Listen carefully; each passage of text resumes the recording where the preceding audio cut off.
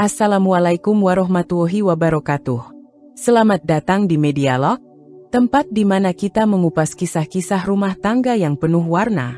Jangan lupa untuk like, subscribe, dan nyalakan lonceng notifikasinya, supaya kamu nggak ketinggalan cerita-cerita menarik lainnya.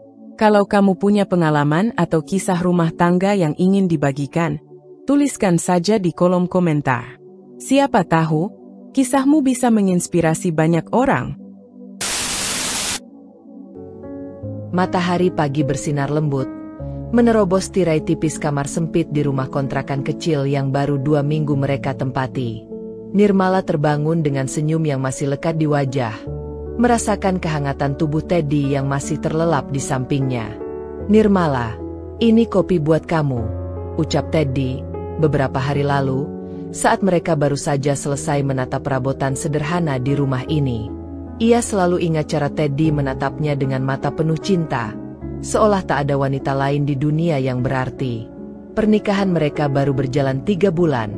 Singkat, namun cukup bagi Nirmala untuk merasakan kebahagiaan yang belum pernah ia miliki sebelumnya. Hidup dalam kesederhanaan tak pernah menjadi masalah baginya, apalagi dengan seorang pria yang selalu berusaha membuatnya tersenyum. "Aku janji, Mal, suatu hari nanti kita akan punya rumah yang lebih baik dari ini," kata Teddy saat mereka duduk di teras, menatap langit malam dengan secangkir teh hangat di tangan. Nirmala hanya tertawa kecil. "Aku nggak butuh rumah mewah, Mas. Yang penting kita selalu bersama." Teddy mendekapnya erat. Janji-janji yang dilantunkan malam itu menguatkan hati Nirmala, membuatnya percaya bahwa kebahagiaan sejati ada dalam kesederhanaan. Namun, perlahan semuanya mulai berubah. Teddy yang dulu penuh semangat kini lebih sering terdiam. Usahanya berjualan pakaian secara online tak kunjung membuahkan hasil. Setiap hari, Teddy pulang dengan wajah lesu, dan Nirmala yang bekerja sebagai kasir minimarket selalu berusaha menyambutnya dengan senyum. "Mas, enggak apa-apa. Kita coba lagi besok, ya?" ucap Nirmala, saat Teddy mengeluh tentang pelanggan yang tak kunjung membeli. Tapi hari demi hari, kalimat penyemangatnya seperti tenggelam dalam keputusasaan Teddy yang semakin dalam. Dan ketika musibah demi musibah menghampiri, motor Teddy hilang dicuri, uang tabungan mereka lenyap karena ditipu seorang teman, Nirmala tetap bertahan, berusaha menyalakan harapan di dalam diri suaminya. Hingga pada suatu malam, Teddy menatapnya dengan mata yang tak lagi sama. Pandangan hangat yang dulu Nirmala kenal kini berubah menjadi dingin dan penuh kekecewaan. "Aku nggak ngerti, sejak nikah sama kamu, hidupku selalu sial." Kata-kata itu bagai petir di siang bolong, mengguncang hati Nirmala yang selama ini sudah lelah tapi tak pernah mengeluh. Apakah benar dirinya membawa sial? Nirmala menggenggam tangan Teddy yang terlepas dari pelukannya. Namun, yang ia rasakan hanyalah kehampaan. Nirmala menatap Teddy yang kini lebih banyak menghindari tatapannya. Hatinya terasa remuk. Suaminya, yang dulu begitu hangat, kini berubah menjadi orang asing yang selalu menyalahkannya atas segala kesialan yang menimpa mereka. Dulu, sebelum menikah, Teddy adalah pria yang optimis dan penuh semangat. Ia bekerja sebagai karyawan di sebuah perusahaan kecil, dan meskipun gajinya tidak besar, ia selalu punya impian besar untuk masa depan mereka. Namun, 2 bulan setelah menikah, perusahaan tempat Teddy bekerja mengalami kebangkrutan, dan ia kehilangan pekerjaannya. "Aku bakal cari kerja lagi, Mal. Tenang aja, ya," ujar Teddy waktu itu, menggenggam tangan Nirmala dengan penuh keyakinan. Namun, mencari pekerjaan baru ternyata tidak semudah yang mereka bayangkan. Setiap kali ia pulang dengan wajah kecewa setelah wawancara kerja yang gagal, Nirmala selalu berusaha menghiburnya. "Aku percaya, Mas. Pasti ada rezeki buat kita." Sayangnya, semakin banyak kegagalan yang dialami Teddy, semakin besar pula rasa frustasinya. Ia mulai sering menyalahkan keadaan, menyalahkan orang-orang di sekitarnya, dan akhirnya menyalahkan Nirmala. "Sejak aku menikah sama kamu, semuanya jadi susah," kata Teddy suatu hari. Suaranya penuh dengan amarah. Awalnya, Nirmala mengira itu hanya luapan emosi sesaat. Tapi ternyata, kalimat itu terus berulang. Setiap ada kesialan yang menimpa, setiap ada rencana yang gagal, setiap kali Teddy merasa hidupnya tidak berjalan sesuai keinginannya, Nirmala selalu menjadi kambing hitam. Kalau bukan karena kamu, mungkin hidupku nggak kayak gini. Apakah benar aku pembawa sial? Nirmala mulai mempertanyakan dirinya sendiri. Namun, di satu sisi, ia juga menyadari sesuatu. Ini bukan tentang dirinya. Ini tentang Teddy yang tidak bisa menerima kegagalannya sendiri. Teddy yang dulu penuh cinta kini menjauh. Keadaan rumah semakin dingin. Nirmala tidak tahu sampai kapan ia bisa bertahan. Namun satu hal yang pasti, ia tidak bisa selamanya hidup dalam tuduhan yang tidak adil ini. Di dalam hatinya, Nirmala tahu, sudah saatnya ia mengambil keputusan besar. Hari-hari berlalu dengan ketegangan yang semakin nyata. Teddy bukan hanya semakin sering menyalahkan Nirmala, tetapi juga mulai berubah menjadi suami yang kasar dalam ucapan dan sikap. Awalnya, ia hanya mengeluh, tapi lama-kelamaan ia mulai mengabaikan keberadaan Nirmala di rumah. Jika dulu mereka sering duduk bersama di teras sambil berbincang, kini Teddy lebih sering menghabiskan waktu di luar. Suatu malam, Nirmala menunggunya pulang. Sudah hampir tengah malam, dan Teddy belum juga kembali. Saat suara motor terdengar di depan rumah, Nirmala buru-buru membuka pintu. Bau alkohol langsung menyeruak ke hidungnya. "Mas, kamu minum?" tanyanya hati-hati. Teddy mendengus sinis. "Emangnya kenapa? Aku capek. Hidupku makin hancur gara-gara kamu." Dadanya terasa sesak mendengar tuduhan itu lagi. "Mas, kenapa sih selalu nyalahin aku?" Suaranya bergetar, tapi ia berusaha tetap tenang. Teddy tertawa kecil, tapi tidak ada kebahagiaan di dalamnya. "Coba pikir, sejak kita nikah, aku dipecat, motor hilang, uang habis, semua sial." Nirmala menggigit bibirnya. "Itu bukan salahku, Mas. Kita bisa cari jalan keluarnya bareng-bareng, kan?" Namun, Teddy tidak mau mendengarkan. Ia melewati Nirmala begitu saja, masuk ke kamar tanpa berkata apa-apa lagi. Malam itu, Nirmala terjaga hingga pagi. Matanya menatap kosong ke langit-langit, mencoba mencari alasan untuk bertahan. Sampai kapan aku harus hidup seperti ini? Seakan hidupnya sudah cukup sulit. Kabar buruk lain datang di tempat kerjanya. Minimarket tempatnya bekerja mengalami pengurangan pegawai, dan ia termasuk salah satu yang terkena pemutusan hubungan kerja. "Maaf ya, Mala, bukan kami nggak mau mempertahankan kamu, tapi kondisi perusahaan juga sedang sulit," ujar manajernya dengan wajah penuh penyesalan. Dengan langkah lemas, Nirmala pulang membawa berita buruk itu. Namun, alih-alih mendapatkan dukungan dari suaminya, ia justru menerima amarah yang lebih besar. "Kamu dipecat. Astaga, Nirmala, kamu benar-benar pembawa sial," bentak Teddy begitu mendengar kabar itu. "Mas, aku juga nggak mau kehilangan pekerjaan. Kenapa sih selalu menyalahkan aku?" Nirmala akhirnya tak bisa menahan emosinya. Teddy mendengus kesal. "Karena kamu memang bawa sial. Kalau aku nggak nikah sama kamu, mungkin hidupku nggak kayak gini." Hati Nirmala hancur seketika. Jika selama ini ia masih berharap Teddy akan sadar dan berubah, kini harapan itu sirna. Sejak hari itu, kehidupan rumah tangga mereka semakin terpuruk. Kehilangan pekerjaan membuat Nirmala harus mencari cara untuk bertahan hidup. Ia mencoba melamar pekerjaan ke sana-sini, tetapi tidak mudah menemukan pekerjaan baru dalam kondisi seperti ini. Sementara itu, Teddy justru semakin malas berusaha. Alih-alih mencari pekerjaan, ia lebih sering menghilang dari rumah. Kadang, ia baru pulang dini hari dengan mata merah dan bau alkohol yang menyengat. "Mas, Sampai kapan kamu mau begini terus? Tanya Nirmala suatu malam, saat Teddy pulang dalam keadaan mabuk. Teddy meliriknya dengan tatapan sinis. Sampai hidupku membaik. Dan itu cuma bisa terjadi kalau kamu pergi dari hidupku. Ucapan itu menusuk hati Nirmala. Dulu, Teddy yang selalu menggenggam tangannya erat, berjanji akan selalu bersamanya. Kini, ia justru ingin menyingkirkannya.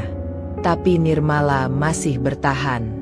Bukan karena ia takut, tetapi karena ia masih berharap keadaan bisa berubah. Mereka mulai benar-benar jatuh ke titik terendah. Tabungan sudah habis, dan kebutuhan sehari-hari semakin sulit dipenuhi. Kontrakan mereka menunggak 2 bulan, pemilik rumah sudah berkali-kali menagih. Tetapi Teddy hanya pura-pura tidak peduli. Kamu kerja, kan?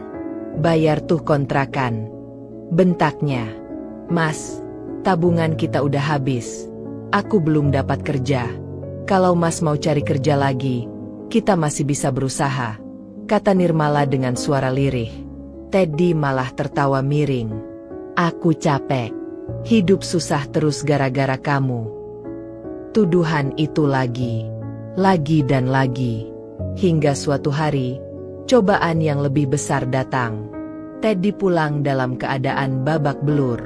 Wajahnya penuh lebam, bajunya robek, dan napasnya tersengal. Mas, ini kenapa?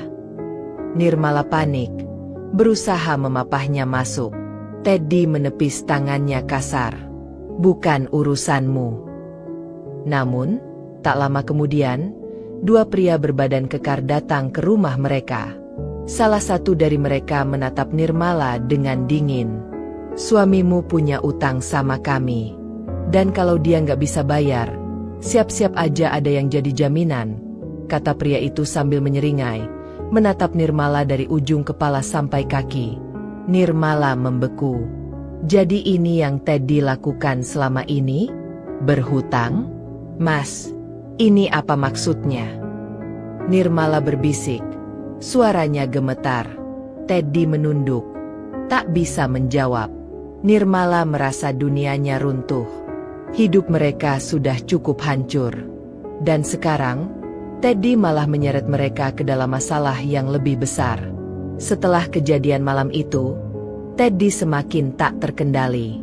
Utangnya yang menumpuk membuatnya semakin putus asa. Tetapi alih-alih mencari solusi, ia justru semakin tenggelam dalam kebiasaan buruknya. Ia mulai sering keluar malam, menghabiskan waktu dengan teman-teman yang sama sekali tidak membawanya ke arah yang lebih baik. Setiap kali pulang, ia selalu dalam keadaan mabuk dan membawa kemarahan yang selalu dilampiaskannya pada Nirmala. Kamu ini benar-benar bawa sial, bentaknya suatu malam, membanting gelas ke lantai. Nirmala yang sedang membereskan pakaian kotor hanya bisa menunduk, menahan air mata yang sudah terlalu sering jatuh. Aku kehilangan kerja, kehilangan uang, sekarang dikejar-kejar utang. Semua ini gara-gara kamu. Teddy terus mengomel, suaranya penuh amarah. Mas, kita bisa cari jalan keluar kalau kita kerja sama. Aku sudah coba cari kerja, tapi kalau Mas juga mau usaha lagi, kita pasti bisa bangkit. Suara Nirmala bergetar, masih mencoba bersabar. Usaha? Usaha apaan? Sejak nikah sama kamu, aku nggak pernah beruntung lagi. Jangankan kerja, tiap kali aku mau coba bisnis kecil-kecilan, pasti bangkrut. Teddy menendang kursi di dekatnya. Nirmala menggigit bibirnya. Ia tahu Teddy sedang frustrasi. Tapi apakah harus selalu dirinya yang disalahkan? Hingga suatu hari, bencana lain datang. Pagi itu, pemilik kontrakan datang dengan wajah marah. Sudah cukup. Kalau kamu nggak bisa bayar bulan ini, keluar dari rumah saya, bentaknya. Nirmala menelan ludah. Pak, tolong beri kami waktu beberapa hari lagi. Sudah 2 bulan saya kasih waktu. Saya nggak mau dengar alasan lagi. Pemilik rumah itu mengancam akan mengusir mereka jika besok uangnya tidak ada.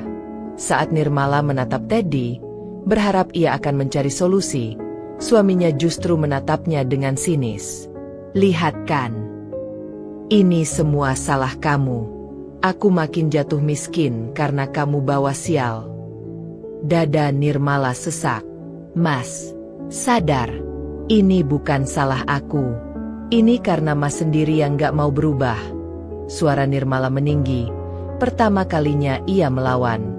Namun, Teddy hanya tertawa sinis. "Kalau aku gak nikah sama kamu, hidupku pasti lebih enak." Kata-kata itu menusuk lebih dalam dari pisau. Untuk pertama kalinya, Nirmala merasa tidak ada lagi yang bisa ia pertahankan. Ia menatap suaminya yang kini lebih mirip orang asing daripada pria yang dulu ia cintai. Sejak masalah keuangan semakin menghimpit, Teddy semakin jarang pulang. Jikapun pulang, ia hanya datang dalam keadaan mabuk, marah-marah, lalu pergi lagi tanpa meninggalkan sepeser pun uang untuk kebutuhan mereka. Nirmala mulai menyadari bahwa ada yang berubah dalam diri suaminya. Bukan hanya sikapnya yang semakin kasar, tetapi juga cara Teddy berpakaian. Ia mulai sering memakai parfum mahal, pakaiannya lebih rapi, dan sesekali terlihat membawa barang-barang baru yang jelas bukan dari hasil kerjanya sendiri. Nirmala awalnya mencoba mengabaikan, tetapi lambat laun firasatnya semakin menguat. Ada orang lain dalam hidup Teddy. Dan akhirnya, firasat itu terbukti. Suatu sore, seorang tetangga yang cukup akrab dengannya, Bu Lastri, datang dengan ekspresi iba. "Mala, kamu tahu nggak? Suamimu sering kelihatan sama perempuan lain." Nirmala tersentak. "Perempuan lain?" Bu Lastri mengangguk pelan.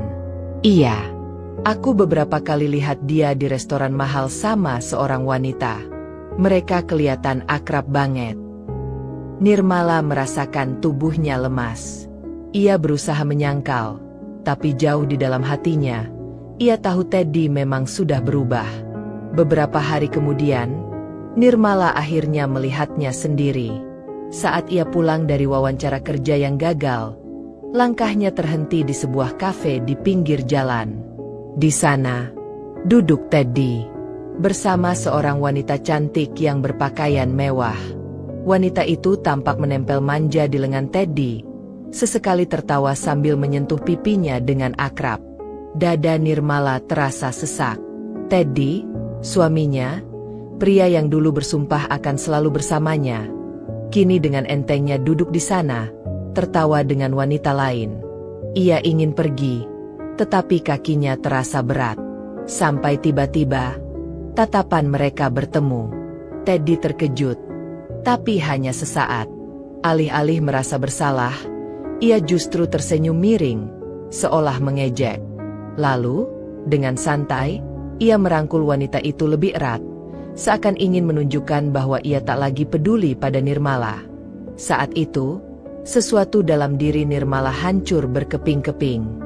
Tanpa berkata apa-apa, ia berbalik dan berjalan pergi. Sejak hari itu, Nirmala semakin yakin bahwa Teddy bukan lagi suaminya yang dulu. Namun, ia tak menyangka bahwa Teddy akan semakin keterlaluan. Suatu malam, Teddy pulang dengan aroma parfum wanita yang begitu menyengat. Ia terlihat lebih percaya diri dari biasanya, seolah-olah ia baru saja memenangkan sesuatu yang besar. Nirmala yang sedang duduk di ruang tamu hanya menatapnya sekilas sebelum kembali fokus pada jahitan kecil yang sedang ia kerjakan. "Aku bawa tamu spesial malam ini," kata Teddy tiba-tiba. Nirmala mengerutkan kening. Sebelum ia sempat bertanya, seorang wanita muncul dari balik pintu. Wanita yang sama yang dilihatnya di kafe. Wanita itu melangkah masuk dengan anggun, mengenakan gaun mahal dan membawa tas bermerek yang bahkan harganya mungkin lebih mahal dari semua barang yang ada di rumah kontrakan mereka. "Nirmala, kenalkan, ini Rere," kata Teddy dengan senyum melecehkan. "Dia lebih dari sekadar teman. Dia adalah wanita yang seharusnya menjadi istriku dari dulu."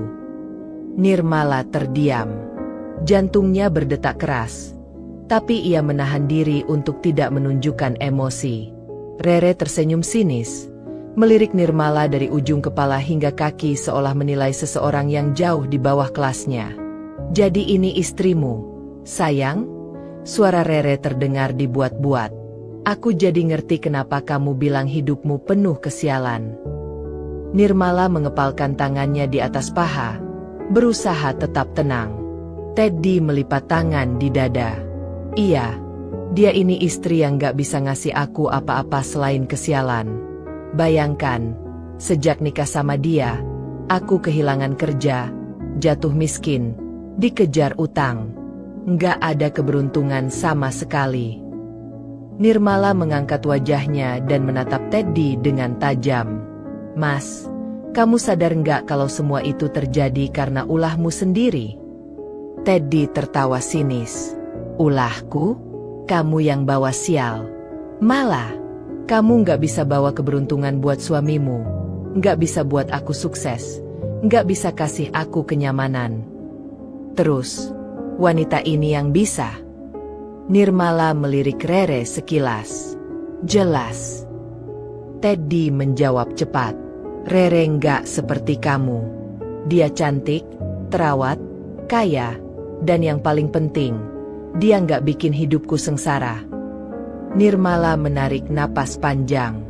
Hatinya terasa remuk, tapi entah kenapa, kali ini, ia tidak merasa ingin menangis.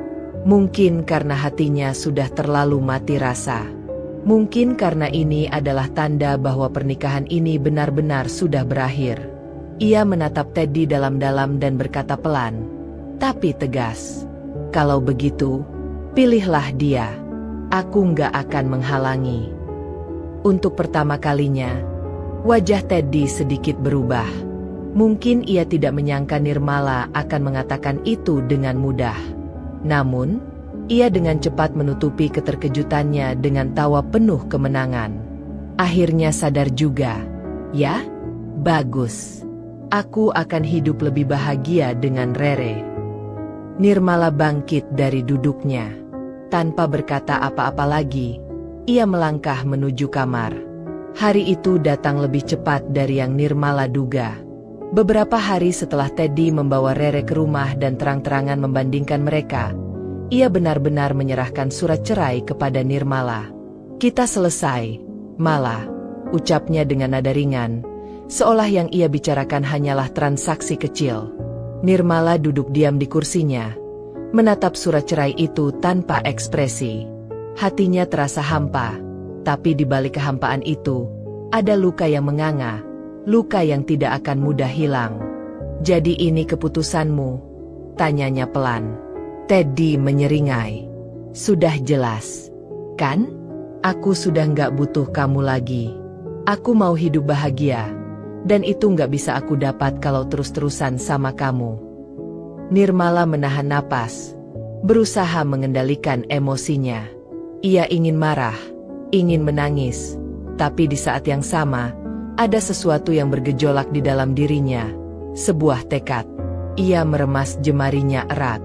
"Baik," katanya akhirnya. "Aku akan tanda tangan." Teddy tampak sedikit terkejut dengan jawaban Nirmala yang begitu tenang. Mungkin ia berharap Nirmala akan menangis dan memohon padanya. Tapi kali ini, Nirmala tidak ingin memberikan kepuasan itu padanya. Saat tangannya bergerak untuk menandatangani surat cerai, ada sesuatu yang ia janjikan dalam hatinya. "Aku akan membuktikan bahwa aku bukan istri pembawa sial. Suatu hari nanti, aku akan bangkit. Dan saat itu terjadi, aku ingin melihat ekspresi menyesal di wajahmu, Teddy." Setelah menandatangani surat itu, Nirmala menyerahkannya kembali kepada Teddy. "Kamu nggak akan menyesal?" tanya Teddy, masih dengan nada meremehkan. Nirmala mengangkat wajahnya dan menatapnya lurus. "Justru kamu yang suatu hari nanti akan menyesal." Teddy tertawa sinis. "Kita lihat saja." Dan dengan itu, pernikahan mereka berakhir. Nirmala menangis malam itu, untuk terakhir kalinya. Ia menangisi luka yang ia terima, menangisi cinta yang pernah ia jaga, dan menangisi hidupnya yang terasa begitu hancur. Tak butuh waktu lama setelah perceraian mereka, Teddy menikahi Rere dengan pesta yang mewah. Berita itu sampai ke telinga Nirmala melalui tetangga dan beberapa kenalan. Bahkan, foto-foto pernikahan mereka berseliweran di media sosial. Teddy tampak gagah dalam setelan jas mahal, sementara Rere berdiri anggun dengan gaun pengantin yang berkilauan. "Kamu sudah lihat, Mala?" tanya Bulastri saat bertemu dengannya di warung. "Mantan suamimu benar-benar menikahi wanita kaya itu?" Nirmala hanya tersenyum tipis. "Biarkan saja, Bu," jawabnya tenang. Namun, di dalam hatinya, ada luka yang kembali menganga. Teddy tidak hanya meninggalkannya, tetapi kini ia hidup dalam kemewahan dengan wanita lain. Seakan-akan semua penderitaan yang dulu mereka lalui bersama hanyalah bagian dari masa lalunya yang ingin ia lupakan. Seakan-akan, memang benar bahwa Nirmala adalah pembawa sial dan Rere adalah pembawa keberuntungan. Tetapi Nirmala menolak untuk tenggelam dalam kesedihan lebih lama. Malam itu, ia duduk di tepi kasurnya yang sederhana, menggenggam kedua tangannya erat. "Aku akan bangkit. Aku akan sukses. Dan suatu hari nanti, Teddy akan menyesal telah meninggalkanku." Ia tidak tahu bagaimana caranya. Tapi ia tahu, ia harus memulai langkah pertama. Nirmala memandangi langit-langit kamar kontrakannya yang sederhana. Malam itu, ia tidak bisa tidur. Bayangan Teddy yang tersenyum bahagia di pelaminan bersama Rere terus terlintas di benaknya. Ia mencoba meyakinkan dirinya bahwa ia sudah ikhlas, bahwa ia tidak peduli lagi. Tapi nyatanya, hatinya tetap terasa sakit. Apakah aku benar-benar pembawa sial? Pertanyaan itu terus menghantuinya. Namun, di tengah kesedihannya, muncul sesuatu yang lebih kuat. Tekad. Tidak, aku bukan pembawa sial. Aku bukan wanita yang pantas dibuang begitu saja. Aku akan membuktikan bahwa aku lebih baik dari Rere. Malam itu, untuk pertama kalinya setelah perceraian, ia menuliskan rencana dalam hidupnya. Ia akan bekerja lebih keras. Ia akan mencari jalan untuk sukses. Dan suatu hari nanti, ia akan berdiri di tempat yang lebih tinggi, hingga Teddy menyesal telah mencampakkannya.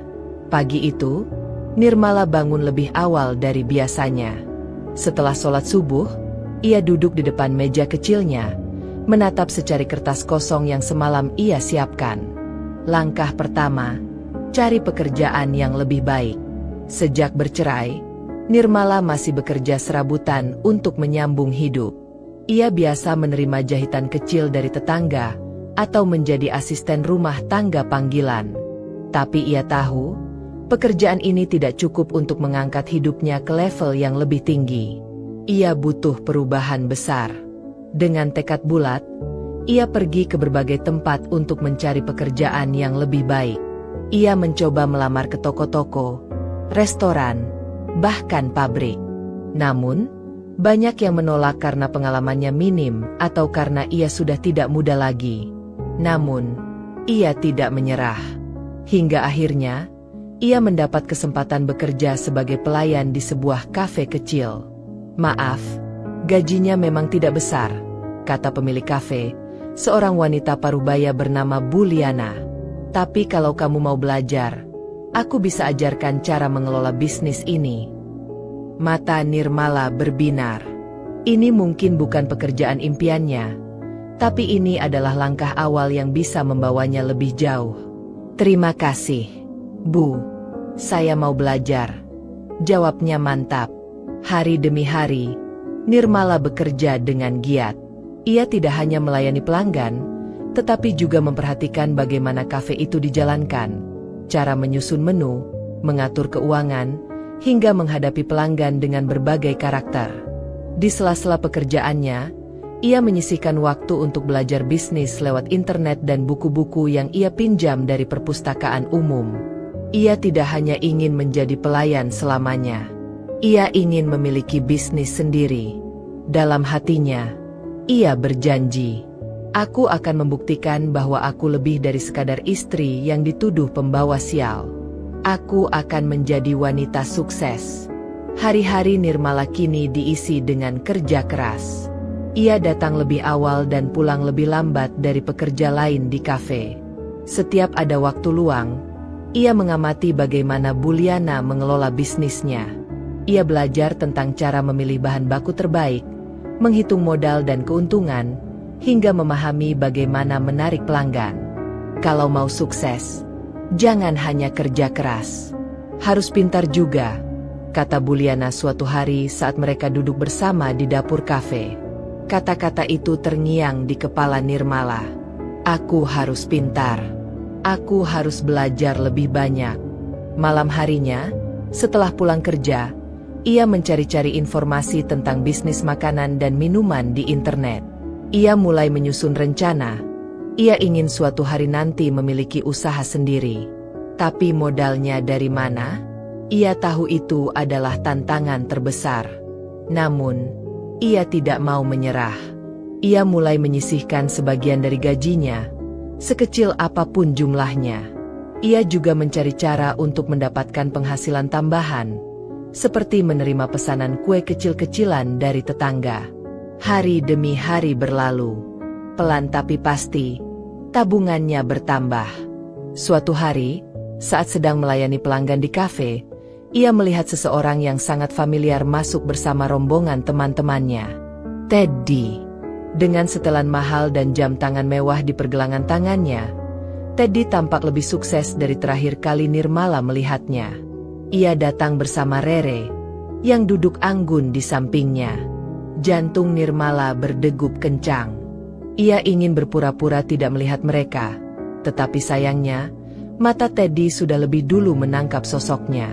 Sejenak, ekspresi Teddy tampak terkejut, lalu berubah menjadi sinis.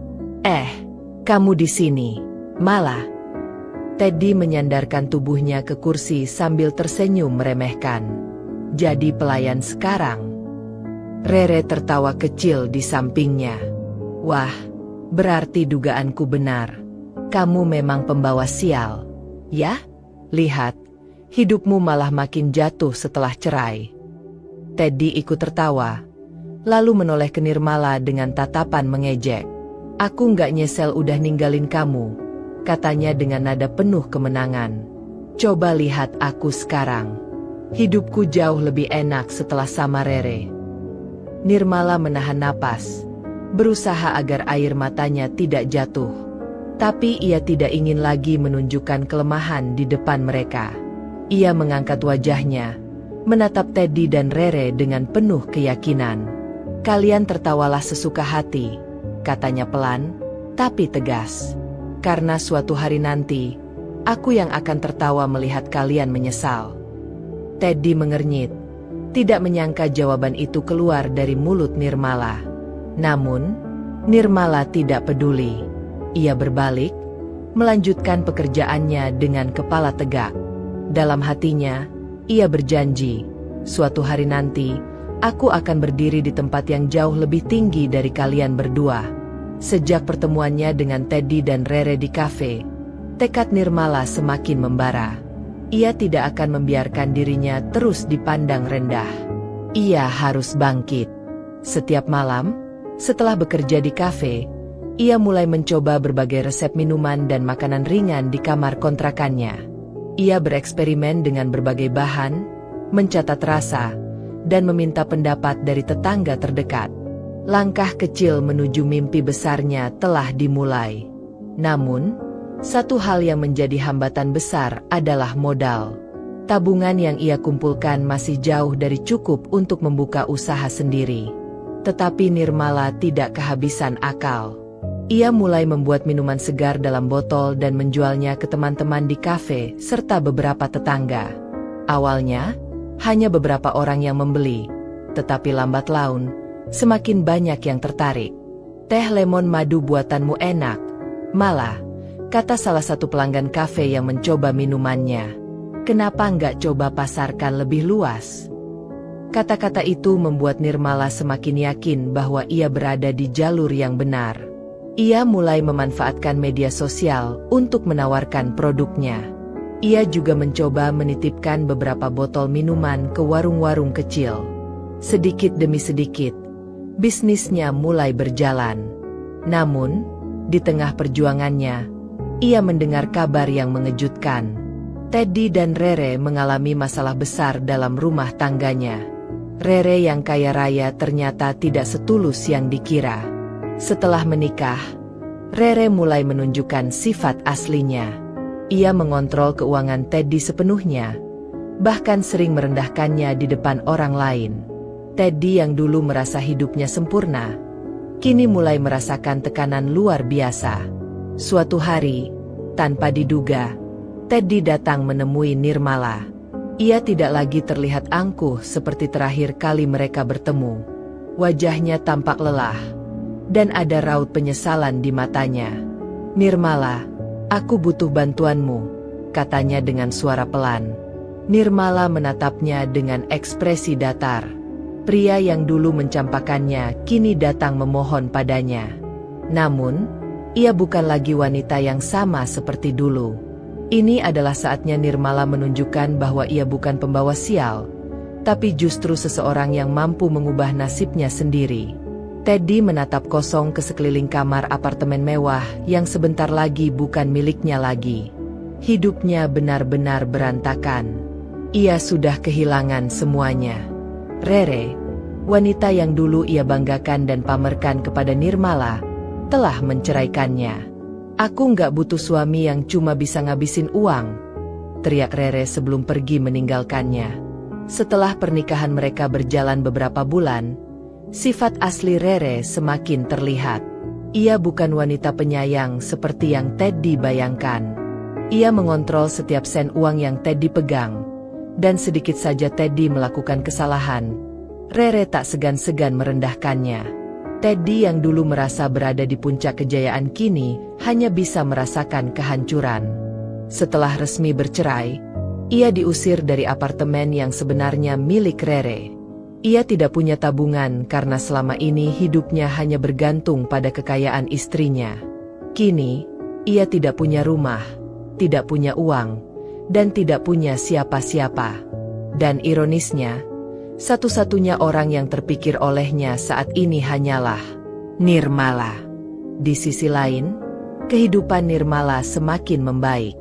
Bisnis minumannya berkembang pesat.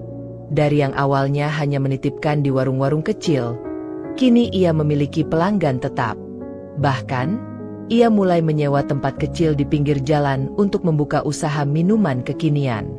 Modalnya memang masih terbatas, tapi ia percaya bahwa ini baru permulaan.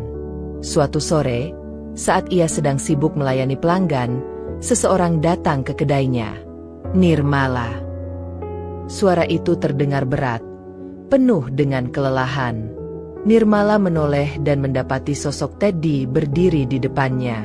Namun, ia tidak lagi seperti pria angkuh yang pernah ia kenal.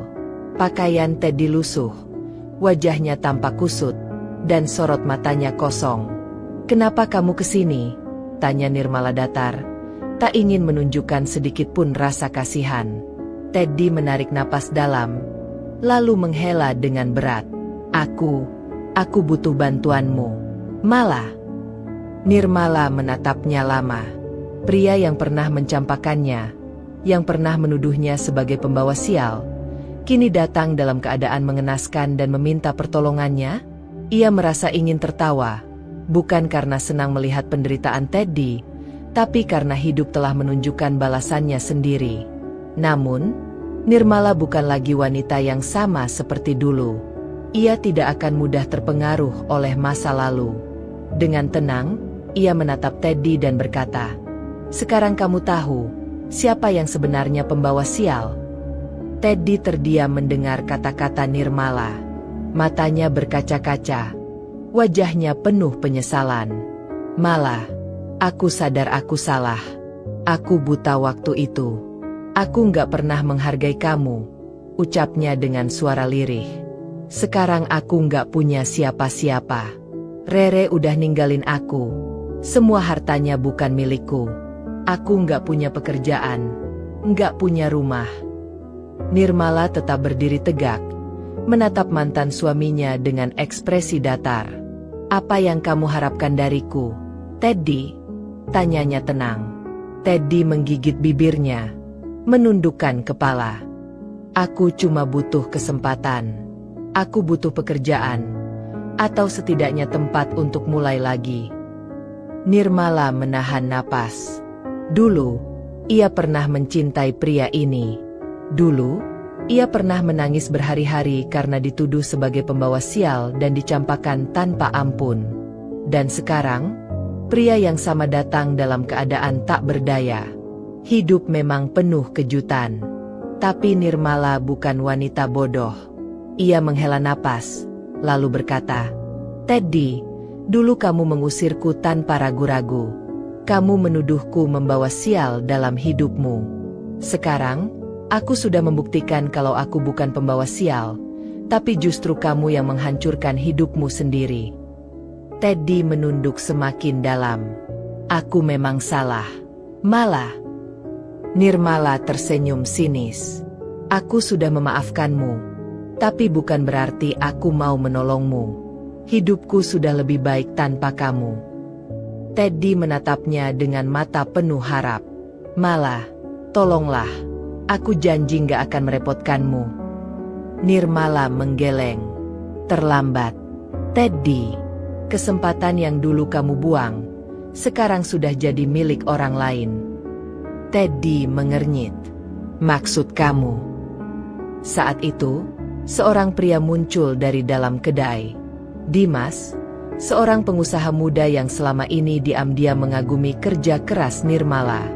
Malah, semuanya sudah beres.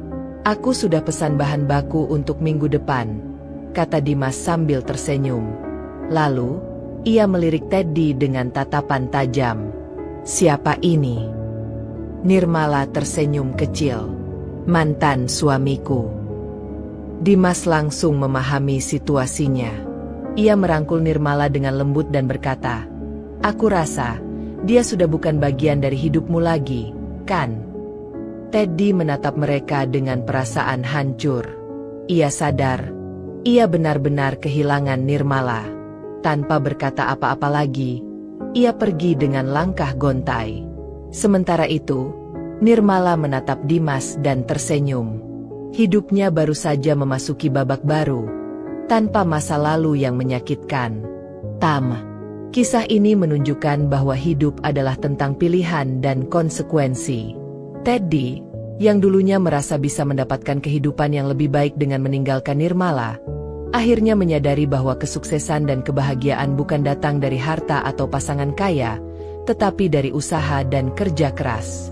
Sementara itu, Nirmala yang sempat dihina dan dituduh sebagai pembawa sial tidak membiarkan dirinya larut dalam kesedihan. Ia memilih untuk bangkit, berusaha, dan membuktikan bahwa ia bisa sukses tanpa bergantung pada siapapun. Ketika akhirnya Teddy jatuh dan kehilangan segalanya, Nirmala justru semakin bersinar. Ia tidak hanya berhasil dalam hidup, tetapi juga membuktikan bahwa ia jauh lebih berharga daripada yang pernah dipikirkan oleh mantan suaminya. Jika kamu suka dengan cerita ini dan ingin menonton lebih banyak kisah menarik lainnya, jangan lupa untuk subscribe. Dengan subscribe, kamu akan selalu mendapatkan cerita-cerita seru, penuh inspirasi, dan penuh emosi yang bisa membuatmu terhibur, termotivasi, dan bahkan belajar dari setiap kisah yang ada. Jadi, jangan sampai ketinggalan. Klik tombol subscribe sekarang dan dukung terus cerita-cerita menarik lainnya.